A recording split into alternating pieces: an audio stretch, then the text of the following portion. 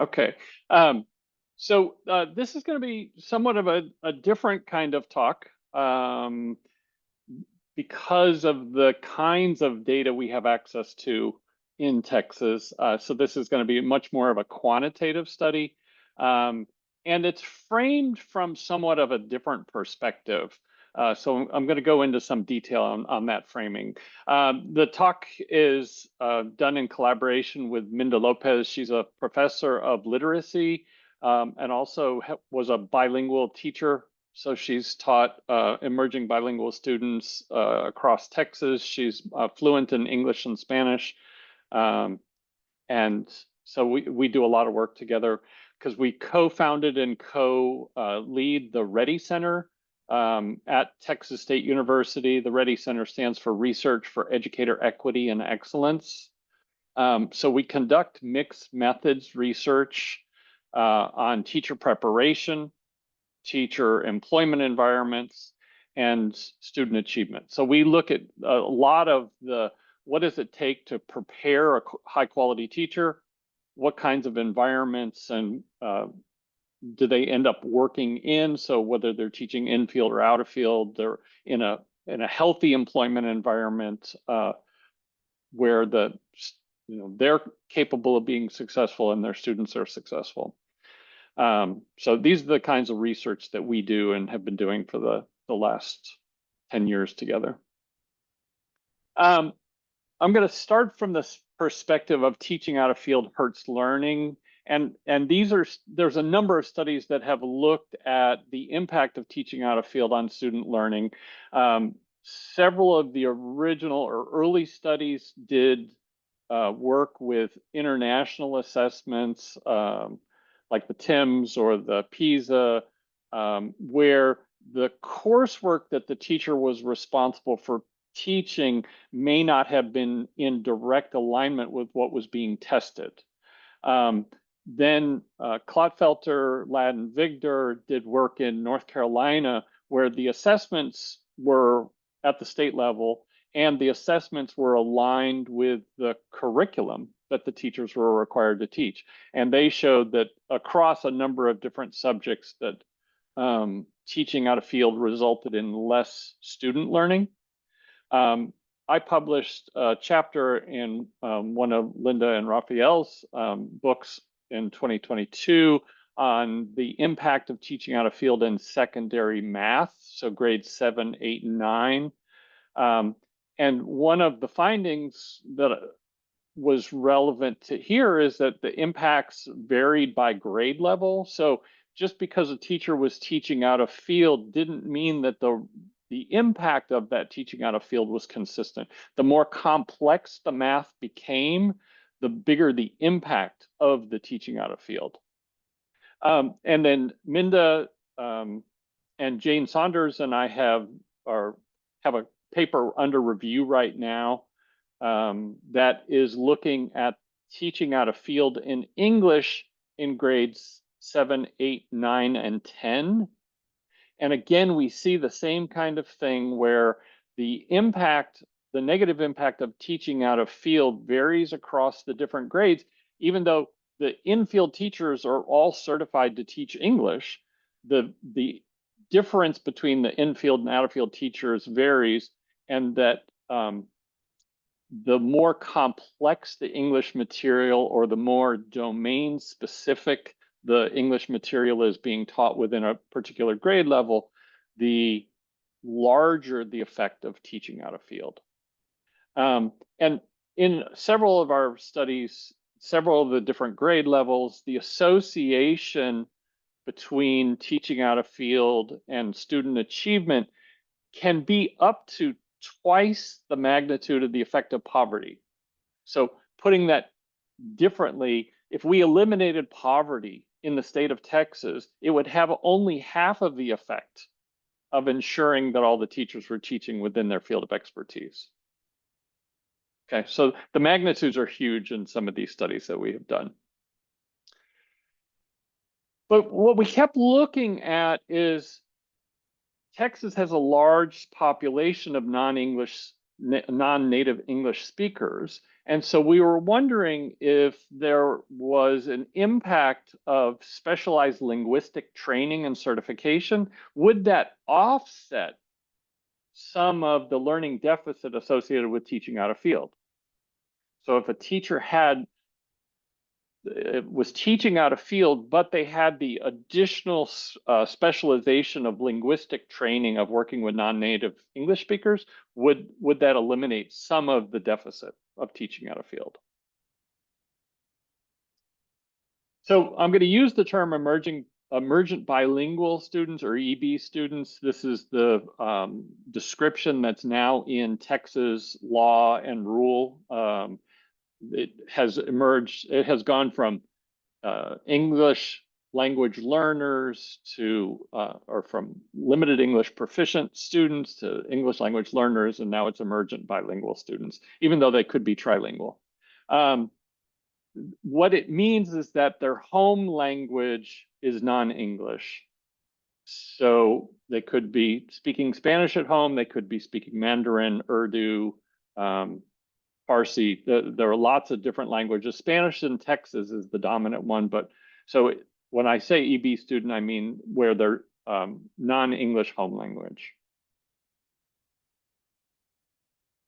So in order for teachers to teach the EB students, they need to effectively, they need to be able to use pedagogies that are both culturally and linguistically responsive. So they have to understand if a student is coming from a Spanish-speaking home, the syntactic structures of the sentences could be different than the way they are in English.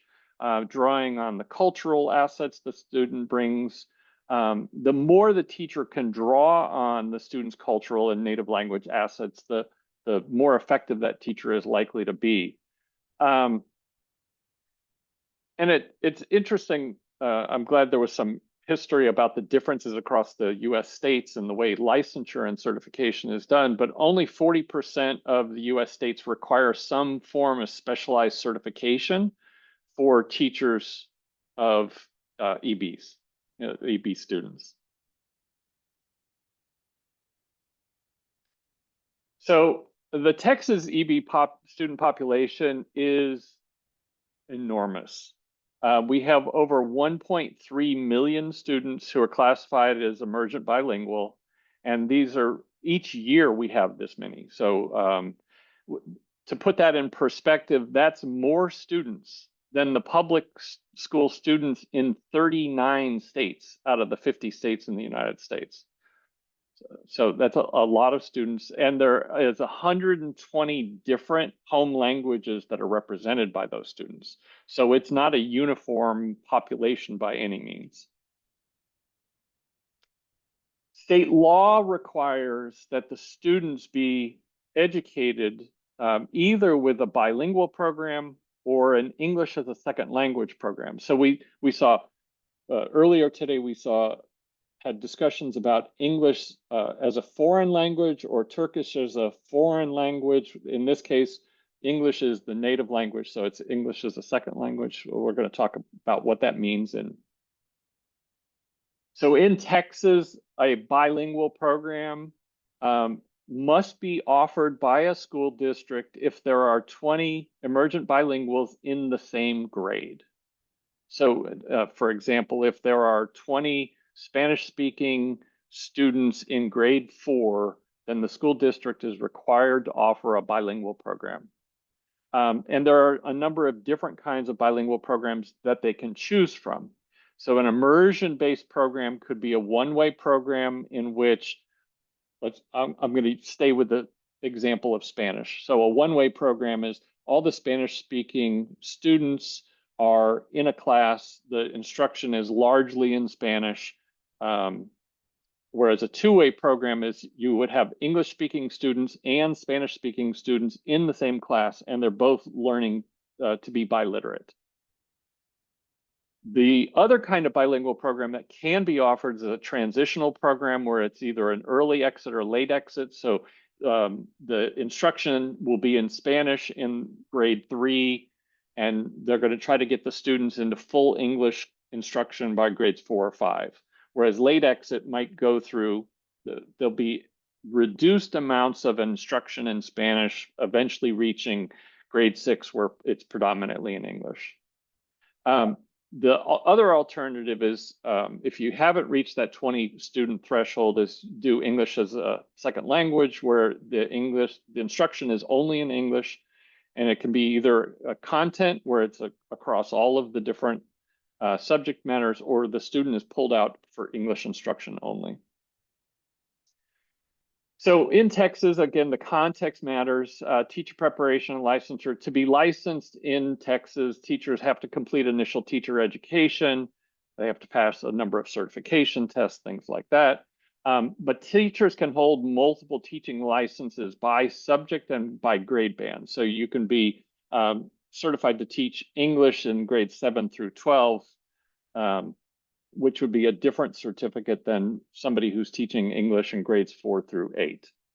But there's also what are called supplemental certificates that a teacher can take tests and demonstrate proficiency, and they're focused on linguistic, working with EB students, and or special ed students, students who need special ed services. So the data source for this study is we have a Texas research-only database. It has data on all 5.8 million students that are enrolled in the K-12 public education system each year. We have the largest teacher population in the United States in Texas, and we have data on all the teachers, all their teaching licenses, and even if they go on get a principal license, we would know that. For the last 12 years, we can link students to teachers in specific classes. So we know that Johnny is with Mrs. Smith in grade 3 math, third period. We also have all the information on post-secondary education, so private and public colleges and universities, and we have employment salary data for the last 30 plus years.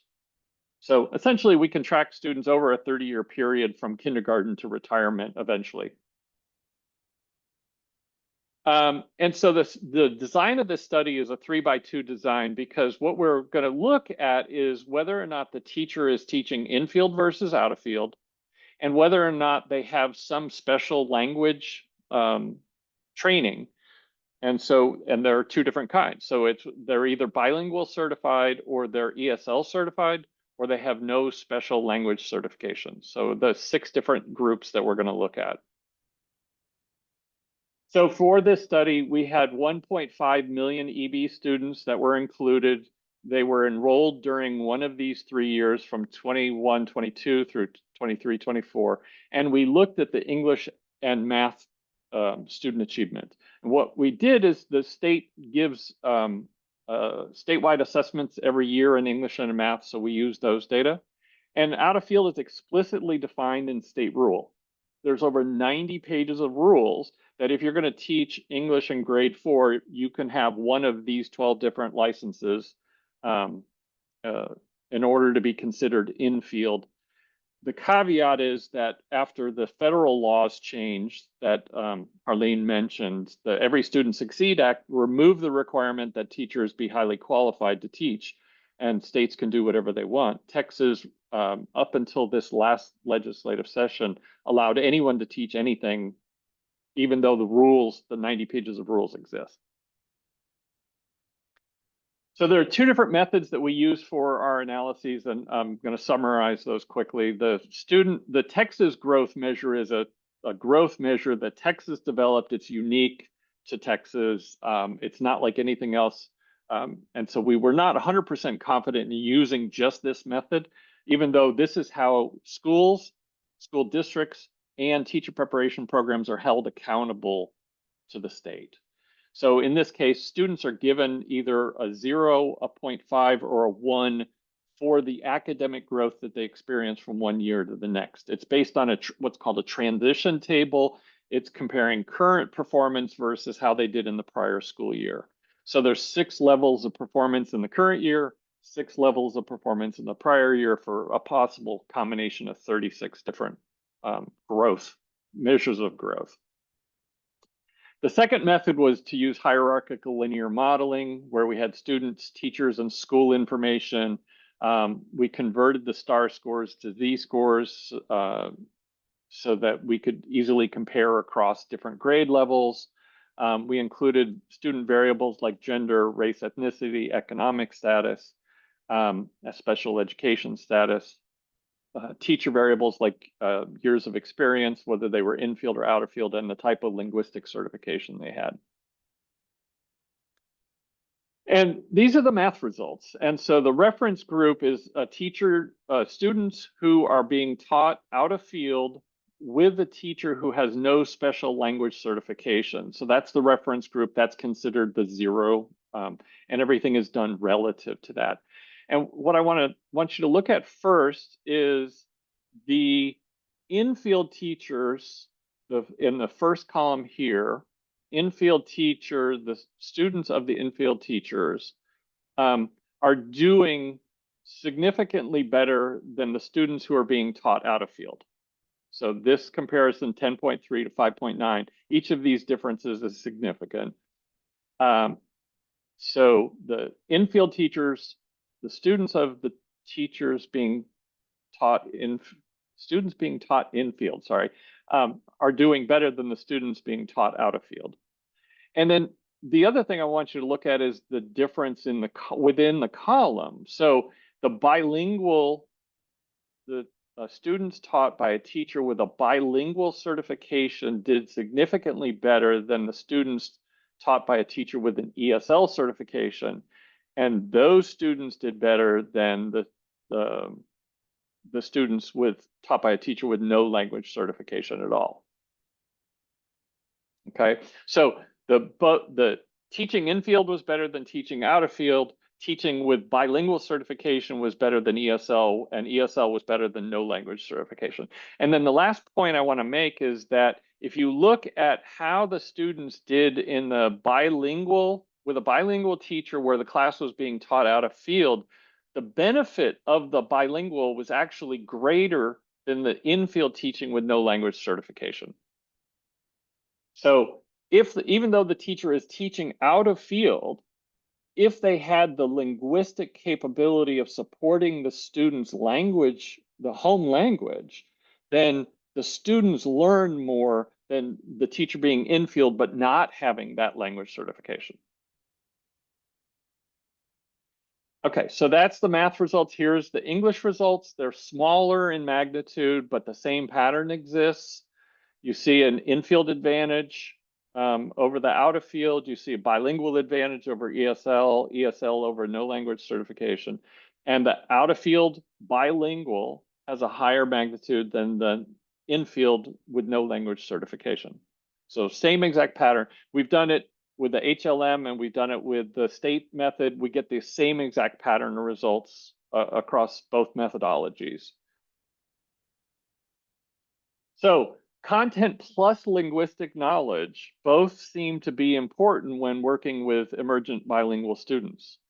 So the analyses are showing the certification, the content knowledge, the pedagogical content knowledge is one piece of information that the teacher needs when working with EBs, but there's also this linguistic knowledge that they have to have, or that the students benefit when the teachers have it, that the combination is actually a beautiful marriage of backgrounds and knowledge and skills when working with the EB students. So next steps for this study is that we want to try to understand, is the advantage of the bilingual certification, is it because the teacher can speak the home language of the students? So is it language specific? Or is it something that happens pedagogically? So when a teacher is trained with a bilingual certification, does their pedagogy change and become more supportive of student learning just in general? So one of the ways we're going to look at this is, does bilingual certification result in more effective teaching of non-EB students? So where the native home language is English, are these teachers more effective even with those kinds of those students? And then also, because in Texas the emerging bilinguals tend to be younger students and they transition out? Is there a different impact of that linguistic training? Does it vary by grade? So see, these are some of the questions that we're going to be asking in the coming months. All right, thank you. There's our contact information.